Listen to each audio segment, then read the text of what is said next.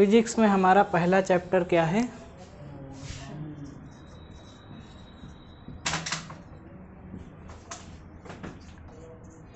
गति, ठीक, मोशन जिसको कहते हैं। तो मोशन को समझने से पहले हम समझेंगे रेफरेंस ऑफ फ्रेम को। किसको? Reference of frame.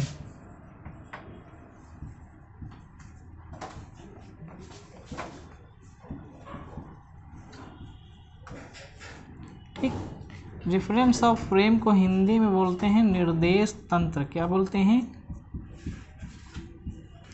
ठीक, इसको अगर समझ गए तो तुम समझ लो मोशन को देखने का एक नज़रिया समझ गए। ठीक, ये क्या होता है? ये बताओ, तुम्हारा नाम क्या है? कुशाग्र। तुम चल रहे हो कि बैठे हो? बैठे हैं, रेस्ट है। रेस्ट में हो तो मोशन नहीं कर रहे हो, इसका मतलब दिख रहे हैं मोशन हो रहा है। नहीं, तुम्हारी बॉडी मोशन कर रही है कि नहीं कर रही? नहीं कर रही है। अगर तुम्हारे सामने से एक गाड़ी गुजरे, ठीक, मान लो एक बस गुजर रही है, ठीक, उसमें आदमी बैठे हुए हैं, वो मोशन कर रही है कि रेस्ट में है? और वो मोशन कर रही है। मोशन कर रही है। बस मोशन कर रही मोशन, बस मोशन कर रही है। ठीक, चलो ये भी ठीक है। तुम कभी रेलगाड़ी में बैठे हो? ट्रेन में? ट्रेन में बैठे हो? कोई किसी में कोई बैठा?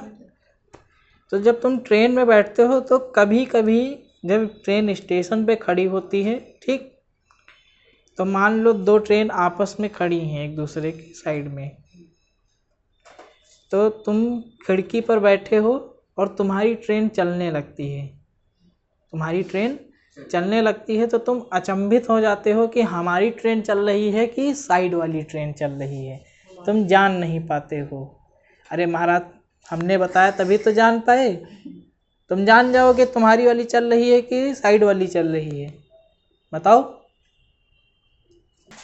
चलो देखो, ठीक, रेफरेंस ऑफ फ्रेम में हमने क्या सीखा कि हमें अगर लग रहा है कि मोशन में है तो ऐसा नहीं है कि हमें अगर लग रहा है कि हम रेस्ट में हैं तो ऐसा नहीं है कि हम रेस्ट में ही हैं। सामने वाले को ऐसा लग सकता है कि हम मोशन में हैं। ठीक, तो देखने का नज़रिया, हम मोशन में हैं या रेस्ट में हैं, ये हमें उस फ्रेम से पता चलता है जहाँ से हम देख रहे हैं। ठीक, तो रेफरेंस ऑफ फ्रेम हमें यही बताता है कि हम मोशन में हैं, रेस्ट में हैं, ये देखने का नज़रिया ही हमें बताता है। रेफरेंस ऑफ फ्रेम ही बताता है, निर्देश तंत्र बताता है। ठीक, ये तो केवल देखने की बात हो गई। अब हमारा जो मेन टॉपिक है, जो चैप्टर से रिलेटेड है, वो एक आता है आपका मोशन, एक आता है आपका रेस्ट। क्या आता है?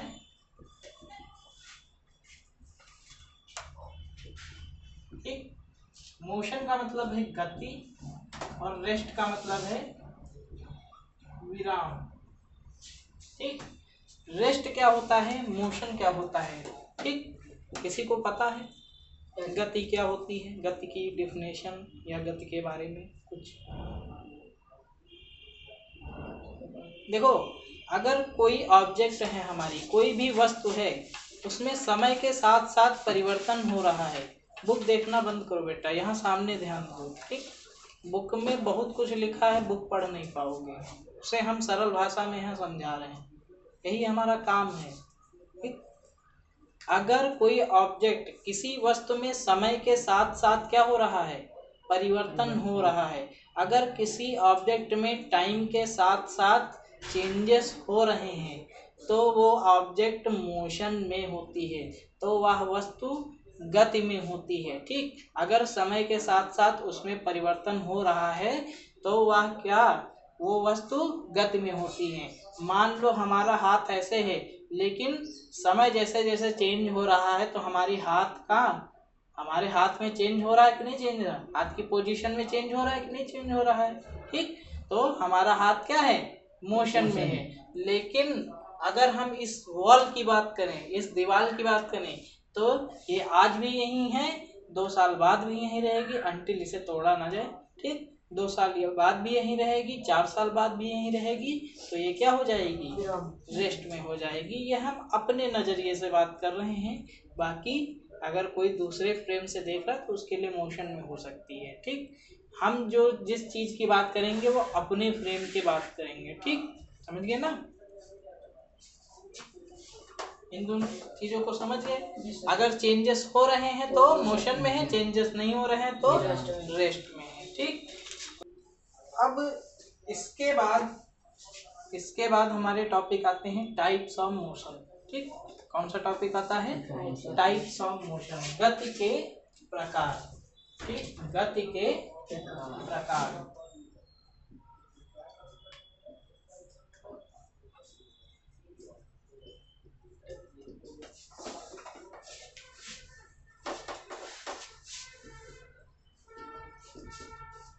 गति के प्रकार, देखो गति के कौन कौन से प्रकार होते हैं। एक तो आपका होता है स्ट्रेट लाइन।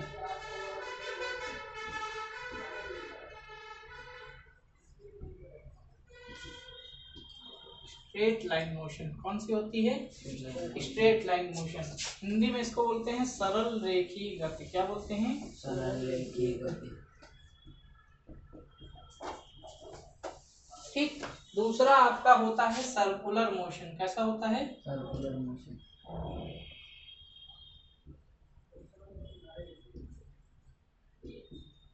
वृत्तीय गति। सर्किल माने वृत्त, तो क्या हो गया? वृत्तीय गति। तीसरा आपका होता है दोलन गति। कौन सी? इसको इंग्लिश में बोलते हैं ऑसिलेशन मोशन। ठीक, ऑसिलेटरी भी बोलते हैं।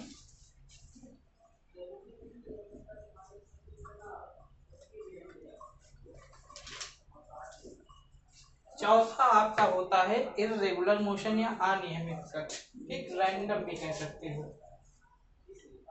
ठीक, रैंडम या इर्रेगुलर कुछ भी बोल सकते हो।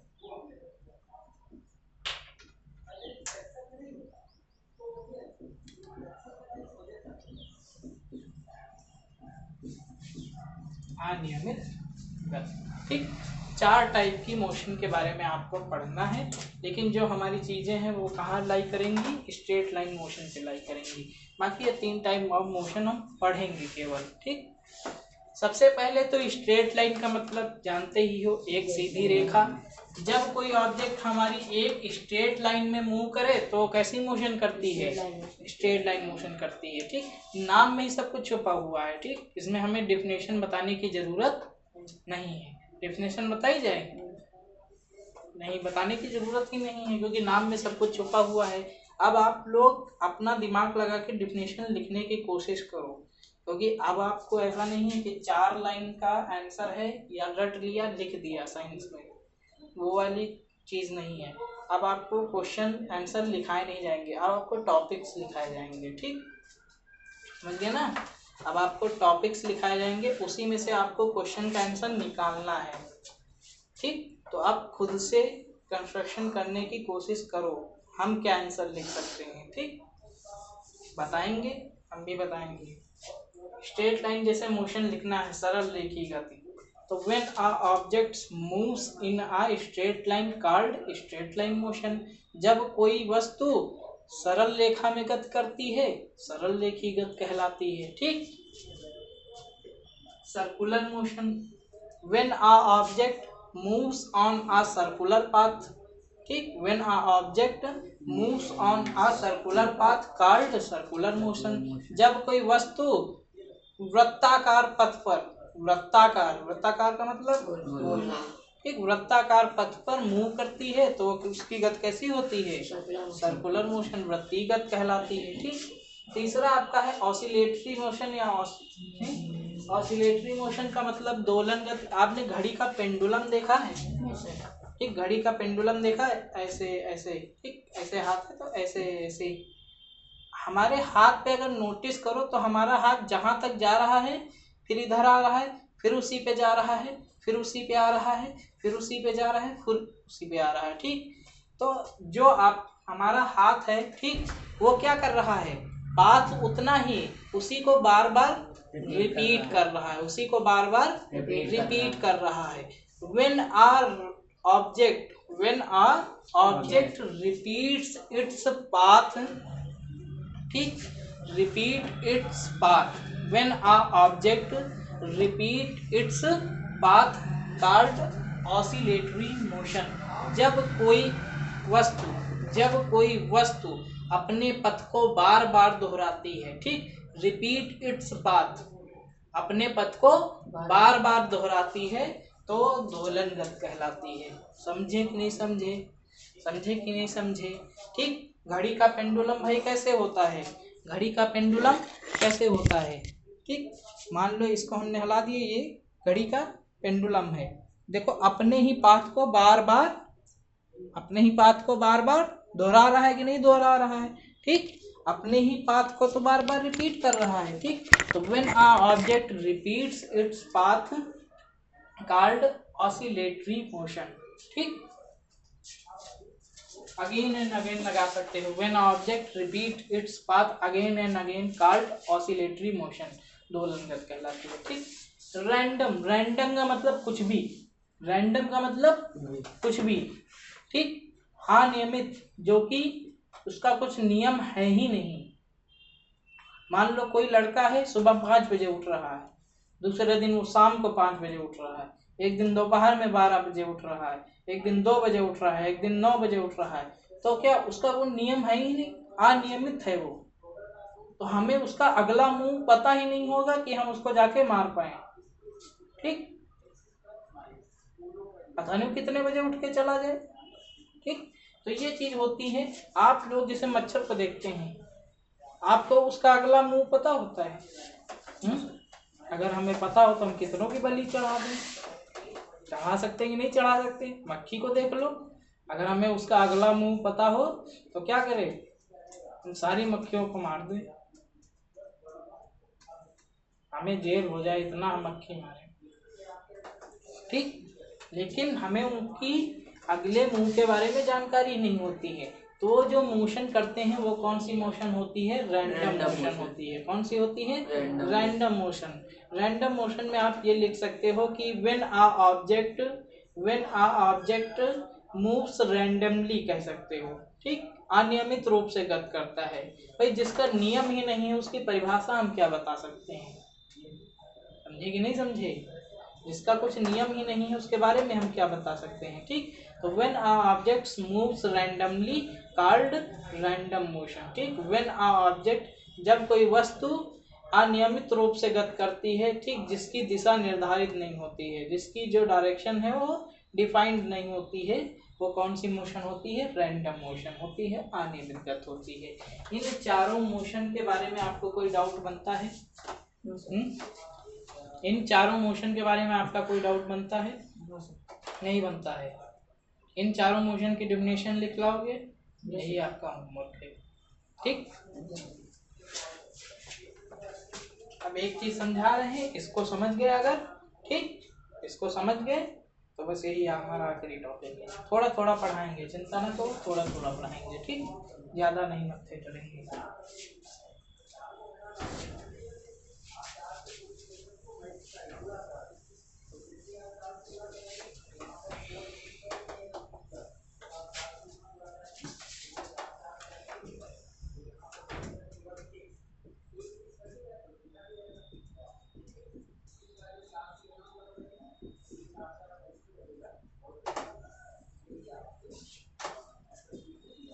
राशियां, ठीक, इंग्लिश में बोलते हैं क्वांटिटीज। क्या बोलते हैं?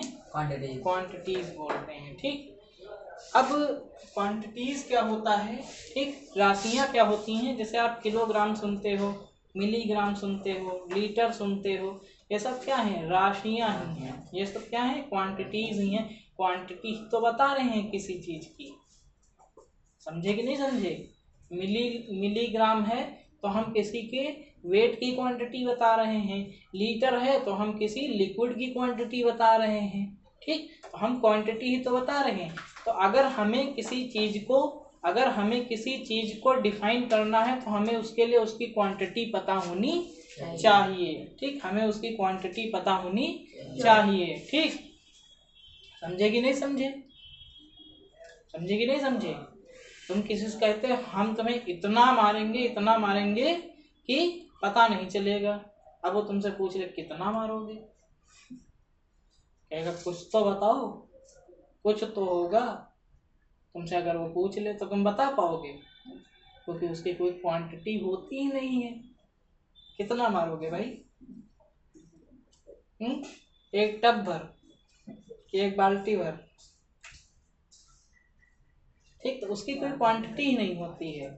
तो क्वांटिटी होता है जिसको हम किसी टाइप में डिफाइन कर सकें, हम उसका एक मेजरमेंट ले सकें, वो उसकी क्या होती है? क्वांटिटी होती है। ठीक, तो क्वांटिटी हमारी दो टाइप की होती हैं। कैसी होती हैं? दो टाइप की होती हैं। कैसी होती हैं? दो टाइप की। एक तो आपका होता है स्केलर क्वांटिटी। कौन सी होती है? स्केलर। अरे वो उत्कर्ष,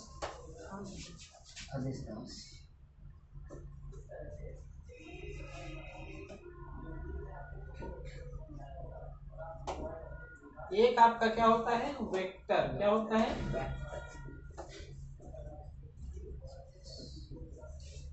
ठीक, एक आपका होता है स्केलर, एक आपका क्या होता है?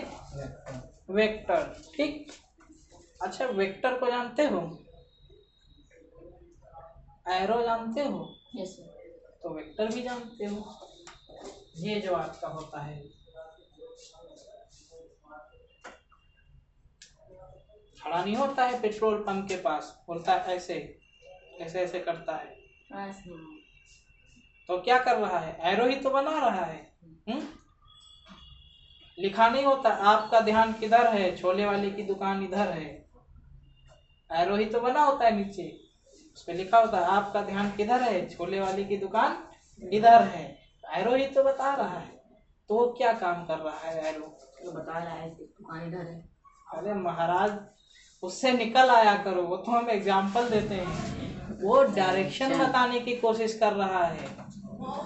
आपका ध्यान किधर है, छोले वाले की दुकान इधर है, डायरेक्शन बता रहा है कि इधर जाओ, छोले वाले की दुकान मिल जाएगी। ठीक, तो वेक्टर हमें क्या करता है? डायरेक्शन बताता है। ठीक, ध्यान समझेंगे ना, एरो समझ गए ना। ठीक, स्केलर,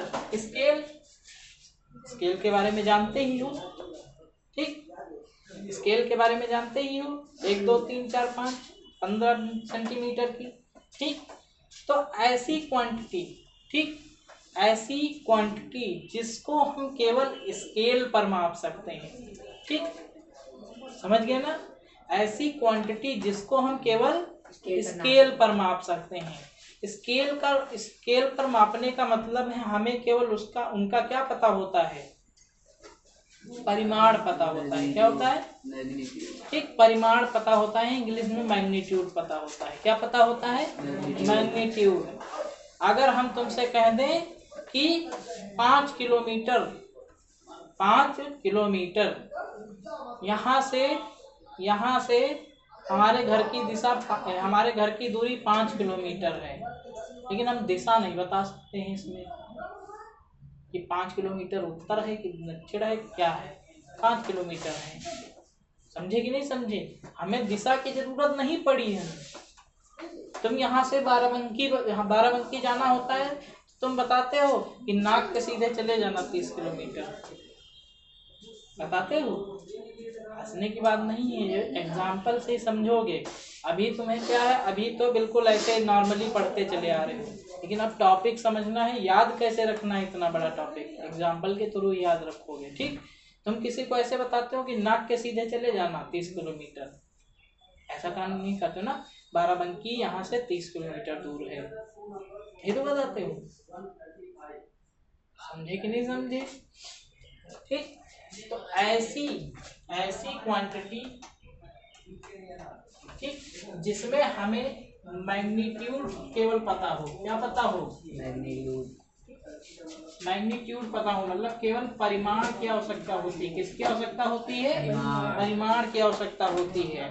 ऐसी क्वांटिटीज जिनको डिफाइन करने के लिए केवल मैग्नीट्यूड की नीड होती है, मैग्नीट्यूड की आवश्यकता होती है। ठीक, जिन्हें व्यक्त करने के लिए केवल परिमाण की आवश्यकता होती है कि संख्या पता हो, काम चल जाएगा। ठीक, यहाँ से हमारा घर 5 किलोमीटर दूर है, बाकी दिशा से हमें लेना देना नहीं है। ठीक, तुमसे टीचर पूछते हैं तो तुम ये बताते हो कि नाक के सीधे 10 किलोमीटर है हमारा घर, यहाँ बता दो 10 किलोमीटर है हमारा घर, ठीक। दिशा बताने की जरूरत नहीं पड़ती है, ठीक। वेक्टर क्या, वेक्टर को अभी हमने समझाया, अभी समझाया कि नहीं समझाया। वेक्टर के पास क्या है, दिशा भी है, डायरेक्शन भी है और मैग्नीट्यूड भी है, मतलब परिमाण भी है, ठीक। ऐसी क्वांटिटी जिन्हें डिफाइन करने के लिए मैग्नीट्यूड और डायरेक्शन दोनों की नीड होती है, वो कैसी होती हैं, वेक्टर क्वांटिटी होती हैं। कैसी होती हैं, वेक्टर क्वांटिटी होती हैं, ठीक। हमें उनको डिफाइन करने के लिए मैग्नीट्यूड भी चाहिए उनका और उनकी डायरेक्शन भी चाहिए, ठीक। समझ गए, कोई दिक्कत परेशानी, ठीक। जो स्केलर क्वांटिटी, मान लो कोई ए बी स्केलर क्वांटिटी है तो हम उसको केवल ऐसे ही लिख सकते हैं, लेकिन वेक्टर क्वांटिटी में क्या होता है, आपको वेक्टर उसके ऊपर बनाना पड़ता है। अगर किसी क्वांटिटी के ऊपर ये तीर दिख जाए, एरो दिख जाए, इसका मतलब वो कौन सी क्वांटिटी है, वेक्टर क्वांटिटी है, ठीक। और अगर ना दिखे तो वो स्केलर क्वांटिटी है। समझ गए, कोई दिक्कत परेशानी, ठीक। अभी आगे चल के जितनी भी हम क्वांटिटी पढ़ाएंगे उसमें आपको बताएंगे कौन सी वेक्टर है, कौन सी स्केलर है, कौन सी वेक्टर है, कौन सी स्केलर है। फिर एक ट्रिक बता देंगे, ठीक। तो आप वेक्टर और स्केलर जान जाओगे, ठीक। तो ये हमारा आज का टॉपिक है। कल आपको, ठीक, डिस्टेंस और डिस्प्लेसमेंट पढ़ाएंगे, वेलोसिटी पढ़ाएंगे और क्या है, स्पीड और वेलोसिटी पढ़ाएंगे, ठीक। ये 4 टॉपिक पढ़ाएंगे। थोड़ा थोड़ा पढ़ो और नींद कम आया करें। सोते नहीं हो क्या रात में, तो नींद क्यों आ रही थी, या तो ध्यान नहीं लगा रहे हो। हम बढ़िया बढ़िया कहानी सुना रहे तुम्हें, कहानी सुनने को पाओगे कहीं।